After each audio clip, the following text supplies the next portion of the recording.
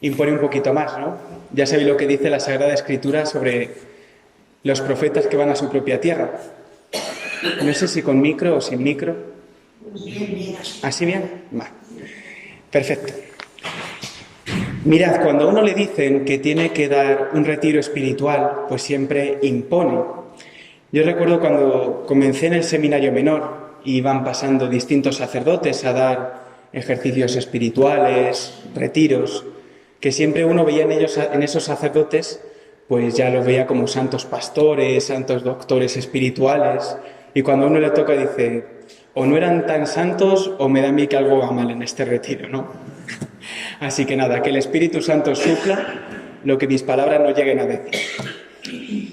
Mirad, me parece precioso que empecéis este tiempo del Adviento con este retiro espiritual para poner nuestro corazón junto al corazón del Señor. Mirad, en esta tarde no os voy a decir nada nuevo. Sois personas bien formadas y son pocos los datos que os puedo aportar ya.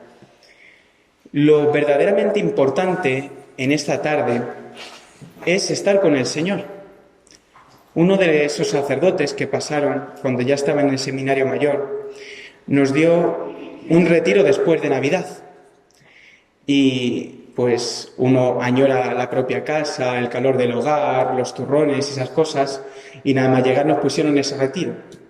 Y este sacerdote nos decía con mucha sabiduría, no os centréis tanto en lo que yo os pueda decir esta tarde.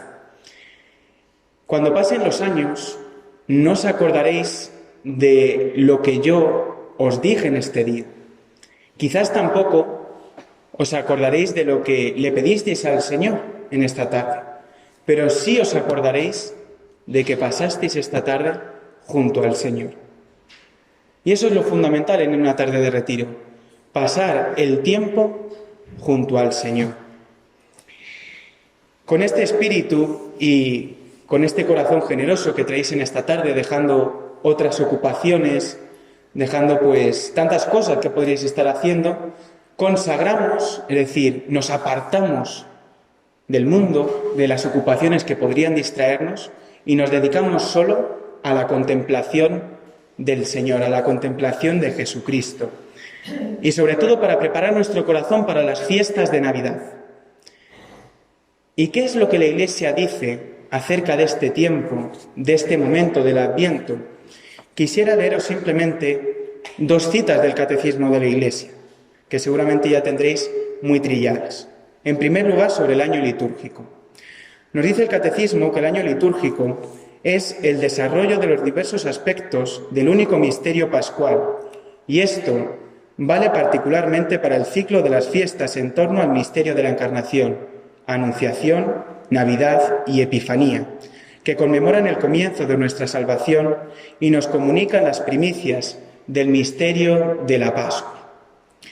Y sobre el Adviento se nos dice, al celebrar anualmente la liturgia de Adviento, la Iglesia actualiza la espera del Mesías, participando en la larga preparación de la primera venida del Salvador.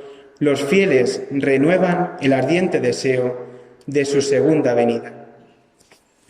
Como sabemos, el único misterio de la vida del Señor que de alguna manera se actualiza es el misterio pascual, que se actualiza en cada Eucaristía. El resto de los misterios de la vida del Señor fueron acontecimientos históricos, acontecieron en un momento determinado de la historia de la humanidad y de la historia de la salvación. Pensemos en la misma Navidad que vamos a celebrar, en el bautismo de Jesús por parte de Juan el Bautista, que celebraremos justo después de las fiestas de Navidad, la solemnidad de la Encarnación, la Transfiguración. Son acontecimientos que solo sucedieron una vez en toda la historia. Pero lo bello de aquí es considerar que el Señor en su gran misericordia y el Señor en su gran bondad ha querido que nosotros también participemos de todos esos misterios y que participemos a lo largo del año litúrgico. Es verdad que no van a volver a suceder físicamente, pero el Señor quiere repartir sus gracias como si nosotros fuésemos los pastores que nos acercamos a adorar al niño, como si nosotros fuésemos los magos que nos inclinamos ante el Rey de Reyes. Y lo más bello es ver que todos aquellos personajes vivieron estos acontecimientos de manera externa y nosotros los podemos vivir interiormente, porque el Señor nos da su gracia y el Señor verdaderamente va a nacer en estas Navidades en nuestros corazones. Y este retiro de Adviento y el tiempo del Adviento siempre se inserta entre la primera venida del Señor y su segunda y última venida. La primera venida fue en carne, fue en pobreza, fue en humildad. Y esa segunda venida será en gloria y majestad. Y nos tenemos que preparar para esa segunda venida, que puede ser en cualquier momento. No lo sabemos. No sabemos ni el día ni la hora. El Señor no nos lo ha querido revelar. Pero hay una cosa que siempre nos prepara para esa segunda venida, y es la Eucaristía. Al final de la consagración, siempre decimos esa frase: anunciamos tu muerte, Señor, proclamamos tu resurrección. Ven, Señor Jesús. Que son además las palabras con las que culmina la Sagrada Escritura en el libro del Apocalipsis. Por tanto, queridos hermanos, este tiempo del Adviento es ante todo un tiempo de espera y de esperanza. Como podemos apreciar si miramos el Nuevo Testamento, especialmente las cartas del apóstol Pablo, los cristianos enseguida se distinguieron de los hombres y mujeres de su tiempo por esta virtud, por la virtud de la esperanza. Me está escuchando, aunque está metido ahí en la sacristía, el pasado domingo, don Valentín, en su vídeo semanal de YouTube, nos hablaba de los hombres y mujeres del tiempo de Noé y cómo esos hombres y mujeres, de alguna manera, vivían sin esta esperanza, sin esperar nada de Dios, como si Dios no existiera. Y esa vivencia y esa existencia es la que quizá embriaga un poco a los hombres y mujeres de nuestro tiempo. Hay un dato que creo que es especialmente revelador y que es quizás bastante trágico. Si examinamos los suicidios que acontecieron en el pasado año, la cifra se eleva hasta 3.679 personas. Y esto es trágico y no sale en las noticias. Y la gente está interesada en que no salgan las noticias, porque la sociedad no alimenta al hombre de nuestro tiempo. El materialismo que vivimos no alimenta al hombre de nuestro tiempo. La filosofía que impera actualmente no alimenta al hombre de nuestro tiempo. El triunfo exacerbado de la ciencia que muchos profesan no alimenta verdaderamente al hombre, sino, como nosotros sabemos, lo que alimenta de verdad al hombre es el Señor. Es el que de verdad alimenta nuestro espíritu. Es el que de verdad alimenta y da sentido a nuestra existencia. Y nuestra misión, precisamente, en medio del mundo, es transmitir esta esperanza en medio del Adviento. Fijaos que ya hemos comenzado una campaña comercial tremenda. El Black Friday y demás historias, ¿no? Si vamos a cualquier sitio, ya las luces están puestas incluso antes del Adviento.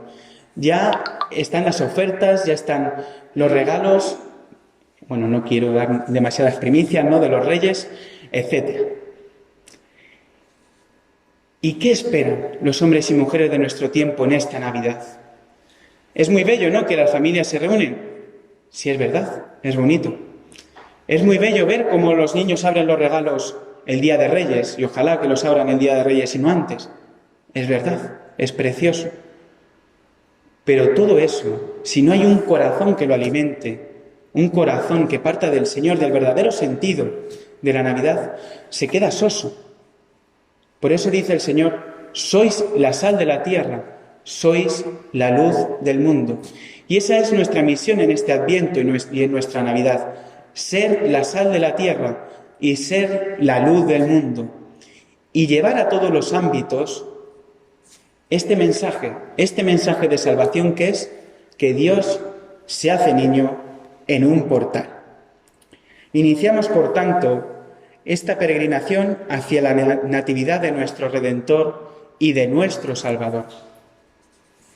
Y durante el tiempo del Adviento, la Iglesia nos propone a todos nosotros distintos personajes y distintos modelos bíblicos que son un poco como el paradigma que nos tiene que ayudar a nosotros a vivir este tiempo, al igual que en el tiempo de la Cuaresma todo pilota en torno a otros personajes. Y en esta tarde quisiera fijarme simplemente en 3 de esos personajes bíblicos. En primer lugar, el profeta Isaías. En segundo lugar, el personaje que hace un poco de bisagra entre el Antiguo y el Nuevo Testamento, que es Juan el Bautista. Y por último, que simplemente daremos una pincelada, la Virgen María, nuestra Madre, que dentro de poco la celebraremos en la solemnidad de la Inmaculada Concepción. Comenzamos con el profeta Isaías. En primer lugar, ¿qué significa la palabra profeta? En un comienzo, esta palabra, Nabí, en hebreo, se utilizaba para hablar de aquellas personas que estaban especialmente cerca de Yahvé. Y así, por ejemplo, se utiliza para Abraham y se utiliza también para el mismo Moisés. Y después esta palabra se comienza a utilizar para todos aquellos que reciben de alguna manera el mensaje de Dios y lo transmiten al pueblo de Israel. En los tiempos, en torno al siglo VIII más o menos, antes de la llegada de nuestro Señor, cuando el profeta Isaías es llamado y es enviado a anunciar el mensaje de Yahvé, existían 2 tipos de profetas. El primer tipo eran los profetas llamados de profesión. Es decir, eran aquellos hombres que no habían sido llamados por Dios y querían ganarse su sustento. ¿Y a qué se dedicaban estos hombres? Se dedicaban fundamentalmente a estar en las casas de los nobles, en las casas de los gobernadores y, dicho así, regalarles el oído. Es decir, que escuchasen, decirles, lo que querían escuchar. Y había un segundo tipo de profetas, que eran los profetas que habían sido llamados por Dios. Lo que constituye de verdad un profeta no es tanto el que tenga visiones sobre el futuro, que es quizás a lo que nos vamos todos cuando escuchamos la palabra profeta. Lo más importante y lo más relevante en un profeta es haber sido llamado por Dios, por el Señor. Y así escuchamos en el capítulo 6 del profeta Isaías su vocación. El año de la muerte del rey Ocías, vi al Señor sentado en un trono excelso y elevado, y sus aldas llenaban el templo. Unos serafines se mantenían erguidos por encima de él. Cada uno tenía 6 alas. Con un par se cubrían la faz, con otro par se cubrían los pies, y con el otro par aleteaban. Y se gritaban el uno al otro: Santo, Santo, Yahvé Sebaot, llena está toda la tierra de su gloria. Se conmovieron los quicios y los dinteles a la voz de los que clamaban, y la casa se llenó de humo. Y dije: ay de mí que estoy perdido, pues soy un hombre de labios impuros, y entre un pueblo de labios impuros habito, que al rey Yahvé Sebaot han visto mis ojos. Entonces voló hacia mí uno de los serafines con una brasa en la mano, que con las tenazas había tomado de sobre el altar, y tocó mi boca y dijo: he aquí que esto ha tocado tus labios, se ha retirado tu culpa, tu pecado está expiado. Y percibí la voz del Señor que decía: ¿a quién enviaré? ¿Quién irá de parte nuestra? Y dije: heme aquí, envíame.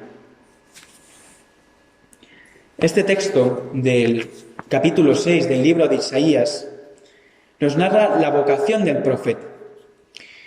Muchos son los que afirman y teorizan que el profeta Isaías comenzó siendo profeta de profesión, es decir, que se ganaba la vida diciendo lo que otros querían escuchar. Y por eso él reconoce su impureza cuando ve que es llamado por el Señor, cuando ve que es llamado por Yahvé, porque se está dando cuenta de que Dios le está llamando a algo más importante en su vida.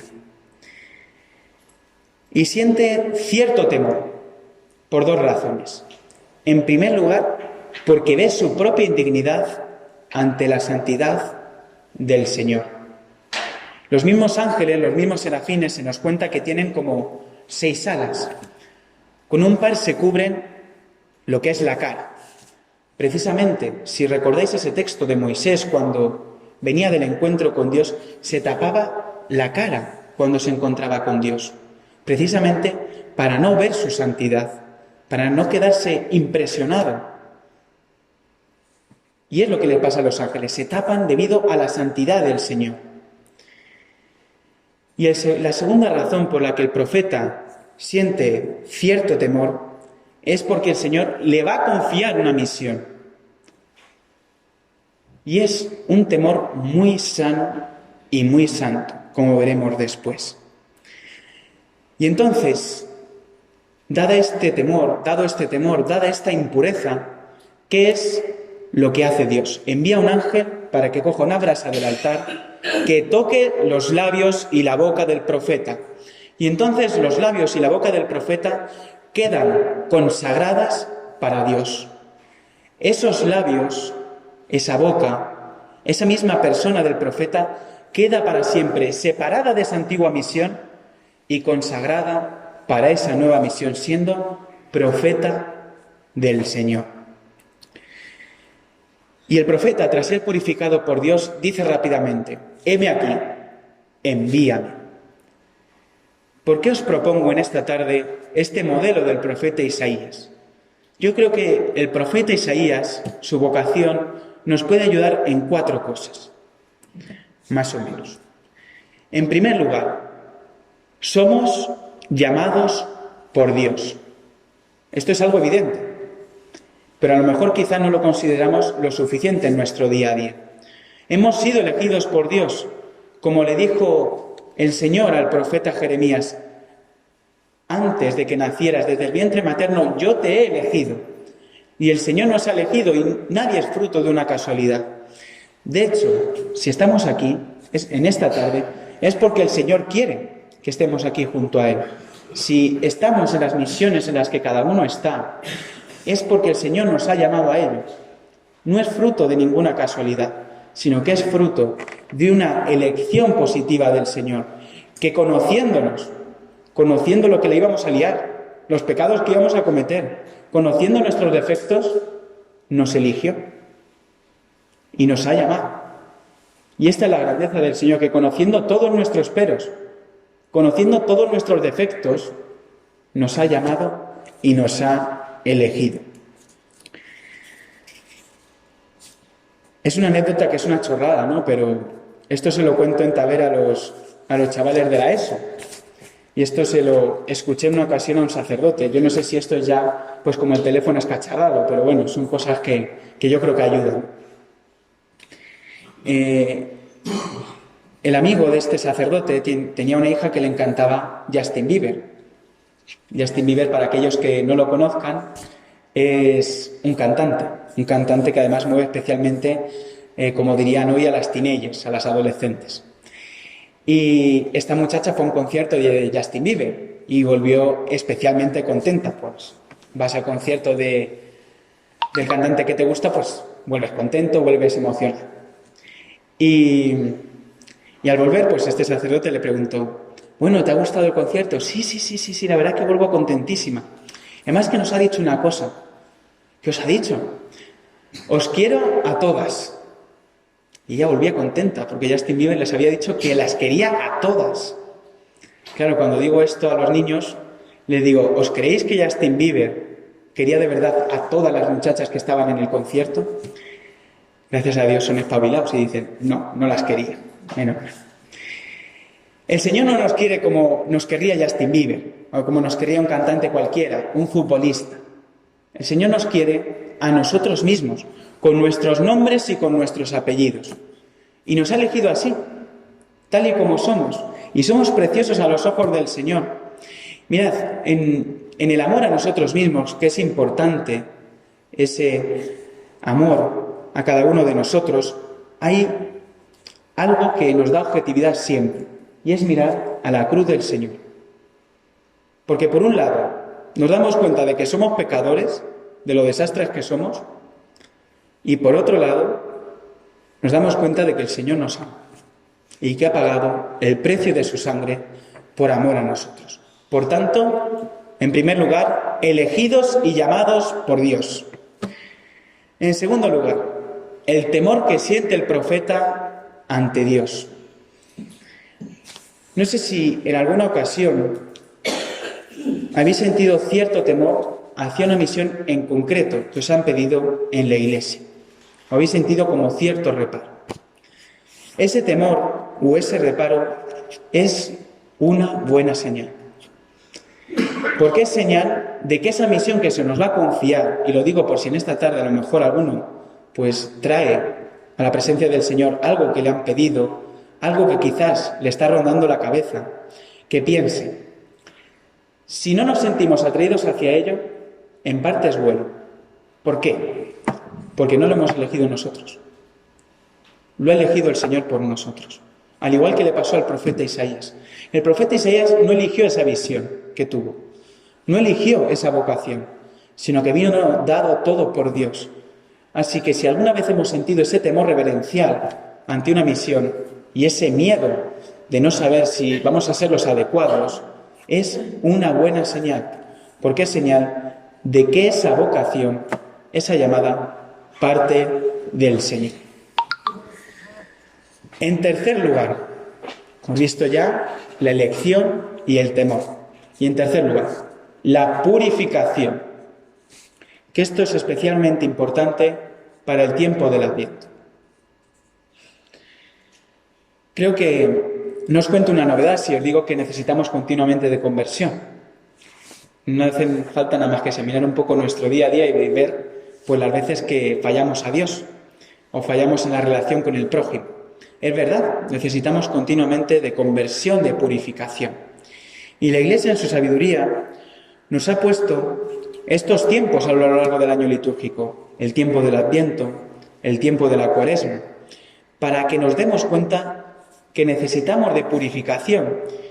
Y esta necesidad de purificarse no es simplemente una autoexigencia que nos imponemos a nosotros.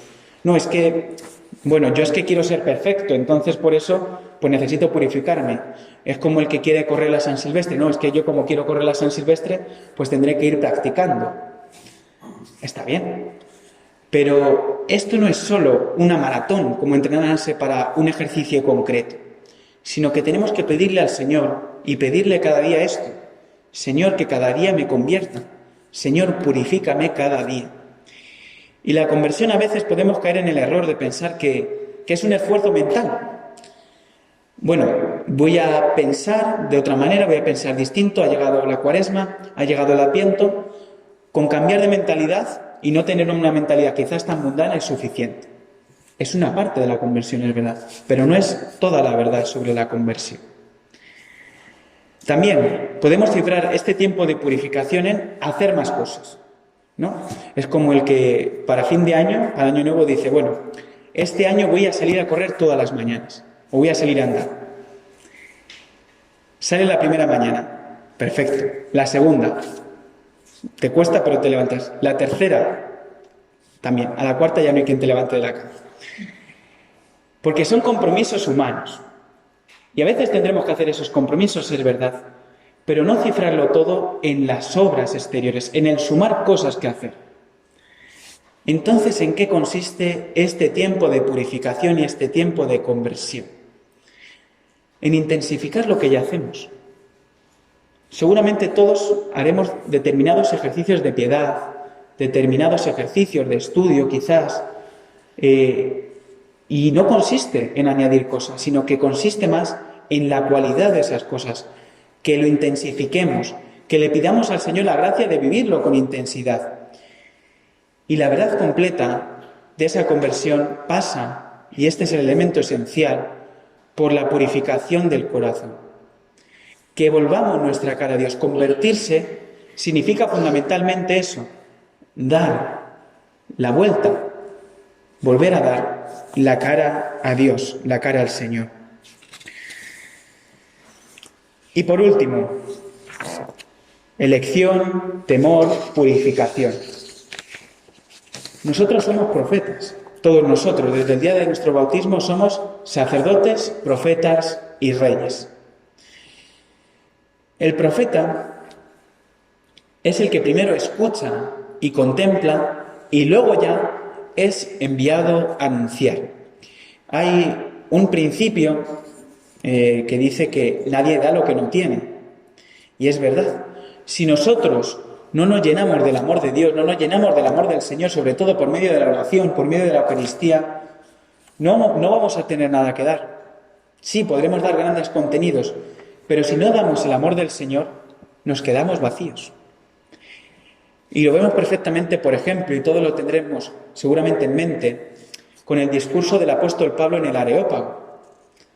San Pablo organiza ahí un discurso según la lógica griega, un discurso apoteósico, tremendo. Y decía el apóstol Pablo, con esto seguro que se convierte. Pero he aquí que encuentran un elemento que no les cuadra, un elemento de razón que no entra dentro de su mente, que es la resurrección de la carne.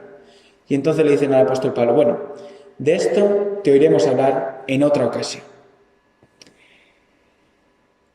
Es importante, ¿no?, que vivamos, ¿no?, y que nos llenemos del amor del Señor. Si queremos de verdad ser profetas y ser enviados a vivir este Adviento y esta Navidad, tenemos que llenarnos de verdad del amor del Señor y tenemos que llenar nuestro corazón de su amor, porque si no, todos los mensajes que digamos podrán ser convincentes, pero carecerán de contenido y de corazón. Pues este es el profeta Isaías. En segundo lugar, San Juan Bautista. Quisiera leeros el pasaje de Mateo 3, 1-12. Podríamos leer cualquier otro pasaje de los sinópticos o quizás también el del Evangelio según San Juan. Pero he querido leer este pasaje porque va a ser el que leamos este domingo, dentro de pocos días.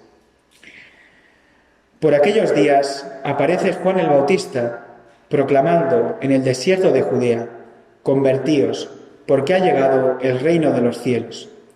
Este es aquel de quien habla el profeta Isaías cuando dice: voz del que clama en el desierto, preparad el camino del Señor, enderezad sus sendas. Tenía Juan su vestido hecho de pelos de camello, con un cinturón de cuero a sus lomos, y su comida eran langostas y miel silvestre. Acudía entonces a él Jerusalén, toda Judea y toda la región del Jordán, y eran bautizados por él en el río Jordán, confesando sus pecados. Pero viendo él venir muchos fariseos y saduceos al bautismo, les dijo: raza de víboras, ¿quién os ha enseñado a huir de la ira inminente? Dad pues fruto digno de conversión, y no creáis que basta con decir en vuestro interior: tenemos por padre a Abraham, porque os digo que puede Dios de estas piedras dar hijos a Abraham. Ya está el hacha puesta a la raíz de los árboles, y todo árbol que no dé buen fruto será cortado y arrojado al fuego. Yo os bautizo en agua para conversión, pero aquel que viene detrás de mí es más fuerte que yo, y no soy yo digno de llevarle las sandalias. Él os bautizará en Espíritu Santo y fuego. En su mano tiene el bieldo, y va a limpiar su era. Recogerá su trigo en el granero, pero la paja la quemará con fuego que no se apaga. Hay muchos detalles que podríamos destacar de esta narración del Evangelio de San Mateo sobre esta figura un poco extraña del Bautista. Lo primero que quizá nos puede llamar la atención de Juan el Bautista es el lugar de su predicación. Si uno quiere predicar y hablar, pues lo normal es que se vaya a un sitio donde haya mucha gente, que se fuese pues al centro de la ciudad o al centro de un poblado. Pero Juan el Bautista no bautiza ni en el centro de la ciudad, no bautiza en un barrio de la ciudad, ni siquiera bautiza a las puertas de la ciudad, sino que se va al desierto. Para la Biblia, el desierto no es solo un lugar geográfico como otro cualquiera. El desierto es, en primer lugar, un sitio que no ha sido bendecido por Dios. no hay vegetación, tampoco allí hay agua, condición sin la cual no hay vegetación. Y tampoco es un sitio habitable. Por tanto, el desierto es un lugar que no ha recibido la bendición de Dios. Si nos fijamos en el paraíso, con toda esa vegetación que se nos describe en el libro del Génesis, esa cantidad de animales, ese agua que incluso mana, es porque era un lugar que había recibido la bendición de Dios. Por tanto, el desierto, en primer lugar, para la Biblia es un lugar que no ha recibido esa especial bendición de Dios. Pero si miramos la historia de la salvación, nos damos cuenta de que el desierto para un israelita es algo más. Un israelita, cuando mira el desierto, mira el lugar en el cual el pueblo ha sido derrotado por el pecado. Como sabéis, tras el exilio en el país de Egipto, los israelitas salen y esos 40 años tendrían que haber sido 40 años de triunfo del pueblo de Israel, celebrando esa salida y celebrando que Yahvé les había sacado del desierto. Pero es aquí que nos encontramos que en cuanto Moisés se da la vuelta, el pueblo da la espalda a Dios y traiciona a Dios. Y podríamos quedarnos ahí, en que es el lugar en el cual el pueblo ha sido derrotado por el pecado. Pero para el pueblo de Israel también, el desierto es el lugar de la misericordia de Dios. Porque Dios no desesperó a pesar del pecado del pueblo, sino que esperó a que una nueva generación saliese, una generación ya purificada y que dejase atrás el pecado de sus padres. Por tanto, el desierto para un israelita no es solo el lugar que no contiene la bendición, ni es solo el lugar en el cual el pueblo ha sido derrotado, sino que es además el lugar de la misericordia de Dios para con su pueblo. Y aquí lo más precioso. Juan el Bautista predica en el desierto. ¿Y qué mensaje es el de Juan Bautista? Podrían haber sido muchos los mensajes que él predicara Juan Bautista, pero el mensaje central de su vida y de su ministerio es la conversión. Que la misericordia del Señor está cerca. Que Dios es misericordioso. Por tanto, hay posibilidad de conversión. Sabemos que en la época en la que Jesús se encarna, en la época en la que Juan el Bautista comienza a predicar, no es solo Juan el Bautista el que habita en el desierto. Sabemos que había distintas comunidades, llamadas comunidades del Senios, comunidades del Qumran, que habitaban también en el desierto. Pero el deseo de Juan el Bautista no es tanto hacer como una línea eremítica, una nueva orden o una, digámoslo así, una nueva congregación de fieles judíos como los esenios, que procuraban ante todo separarse del mundo, de la sociedad de su tiempo, que era pecaminosa, sino que Juan el Bautista se va al desierto porque también el desierto ha sido para siempre el lugar del encuentro con Dios. ¿Por qué es el lugar del encuentro con Dios? Cuando uno va al desierto, no tiene nada, como he dicho al principio, no hay vegetación, no hay agua, no hay nadie más en el desierto. Cuando uno va al desierto, depende absolutamente del Señor. Y esto lo vemos claramente, por ejemplo, en las tentaciones de Jesús. Jesús se va al desierto y pasa esos 40 días ahí, precisamente para vencer donde el pueblo de Israel había sido derrotado. Y Juan el Bautista va también al desierto porque es el lugar del encuentro con el Señor. Y de alguna manera, de alguna forma, es lo que estamos haciendo en esta tarde. Venimos al desierto y al encuentro con el Señor. Cuando uno está en el desierto no tiene otras cosas que le rodeen, sino que está solo frente al Señor. Cuando acudimos a una tarde de retiro espiritual, estamos nosotros solos frente al Señor. No hay nadie más, no hay otra cosa más que importe, Solo estáis tú y el Señor, nada más. Y esto implica una cosa, que nos enfrentamos con nuestras pobrezas delante del Señor. ¿Por qué a veces nos da tanto miedo que el Señor vuelva? Tendría que ser algo que nos llenase de alegría. Cuando, por ejemplo, tenemos algún familiar, y seguramente esto lo habremos experimentado, que ha estado lejos mucho tiempo y a lo mejor ha venido antes de tiempo y nos ha llamado a que fuésemos a recogerle al aeropuerto, o que ya estaba en casa directamente, eso nos ha llenado de una gran alegría.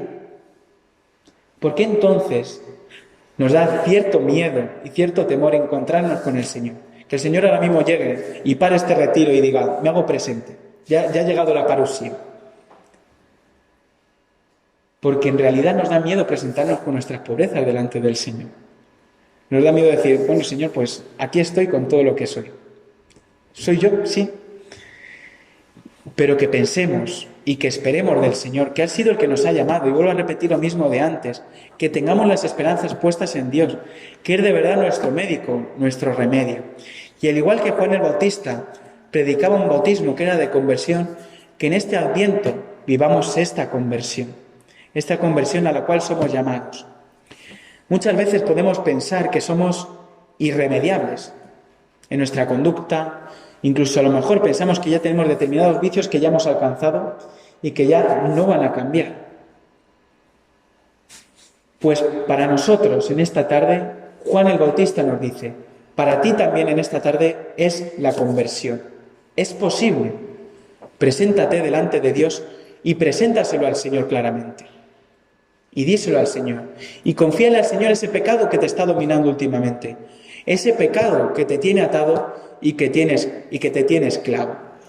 Y el Señor de verdad nos liberará. Pero tenemos que poner nuestras esperanzas en Él. Y tenemos que de verdad dejarle actuar a Él. El ministerio. En segundo lugar, hemos visto el lugar en el cual predica Juan el Bautista y al mismo tiempo el contenido de su predicación. En segundo lugar, ¿qué sentido tiene el ministerio de Juan el Bautista? Su ministerio es ante todo y tiene su sentido desde Jesucristo. Si a Juan el Bautista le quitamos a Jesucristo de en medio, no tiene nada de sentido. Nada. Carece de sentido su bautismo, carece de sentido el que se alimente de langostas y de miel silvestre, y carece de sentido que lleve piel de camello.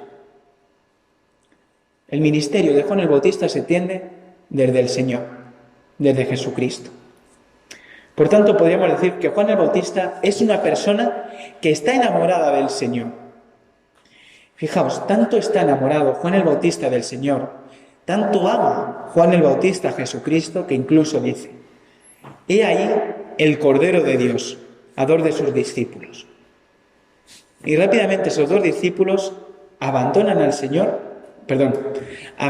Juan el Bautista y se van detrás del Señor. Y no vuelven a aparecer con Juan el Bautista. Ya para siempre le han dejado de lado. Qué importante es que centremos nuestra mirada y nuestro corazón en el Señor, para que Él sea el centro de nuestras vidas. Y eso también, en parte, nos descentra de nosotros mismos y nos ayuda también a amar al prójimo. Y solo cuando amamos de verdad al Señor, podemos amar a Dios en el prójimo. Como decía aquel, ya que no tenemos tiempo suficiente para hablar de ti y de mí, de tus problemas y los míos, vamos a lo verdaderamente importante. Vamos a hablar de mí mismo, que es lo que a mí me interesa, ¿no? Pues la figura de Juan el Bautista nos ayuda precisamente a eso, a descentrarnos de nosotros mismos y a centrarnos en Jesucristo, en el Señor. Como decía antes, una de las cosas más llamativas que más nos pueden llamar la atención de Juan el Bautista es esto, que va vestido con piel de camello y que se alimenta, dependiendo del evangelio que cojamos. En concreto, Mateo nos dice que se alimenta de langostas y miel silvestre. Aparte de ser un poquito raro eso de alimentarse con miel silvestre y de langostas, es un poco llamativo. Esa vestimenta es la misma vestimenta que utilizaba el profeta Elías, esa piel de camello. Es un vestido propio de profetas. Pero quiero ir al sentido profundo de esta vestimenta del profeta y de este alimento de Juan el Bautista.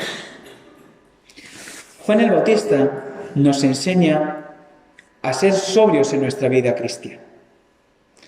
Y especialmente en este Adviento y en la Navidad.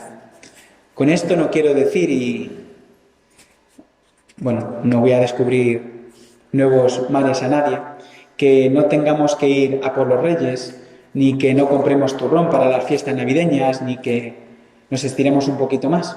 No quiero decir eso.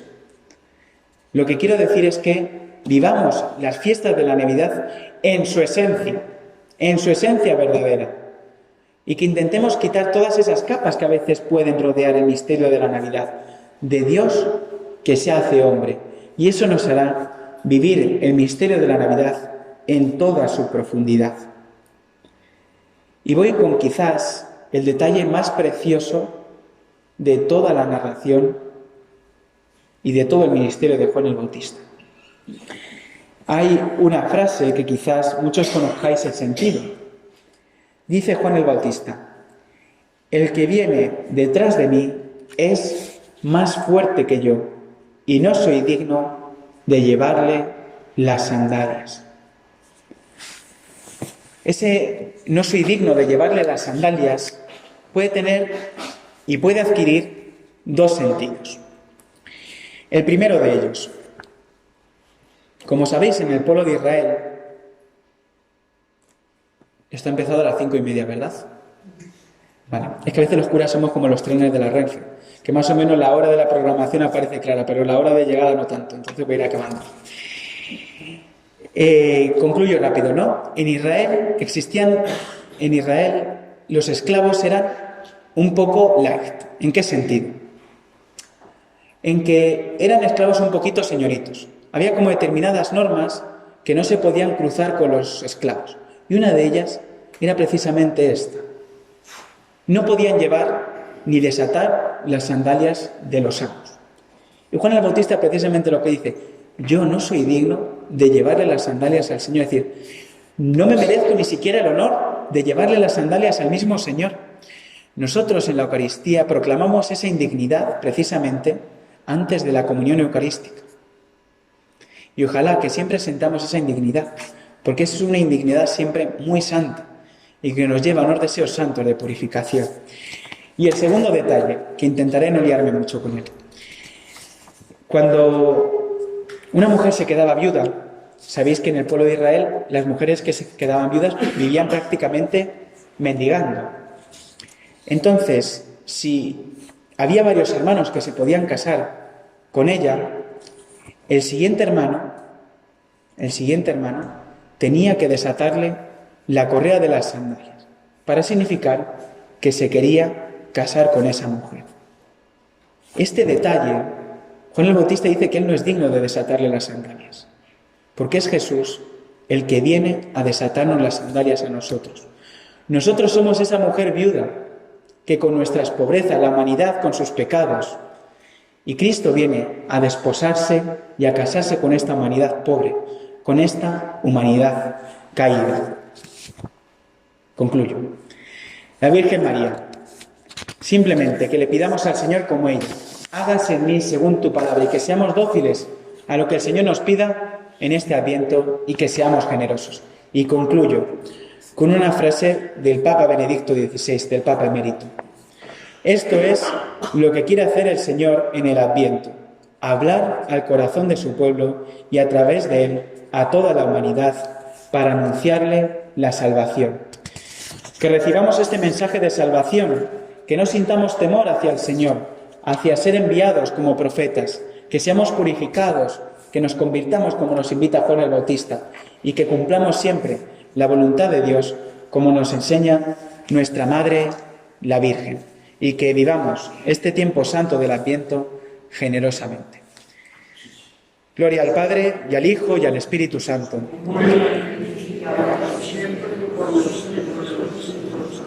Sagrado Corazón de Jesús, dulce e inmaculado Corazón de María, Ave María Purísima. Buena tarde de retiro.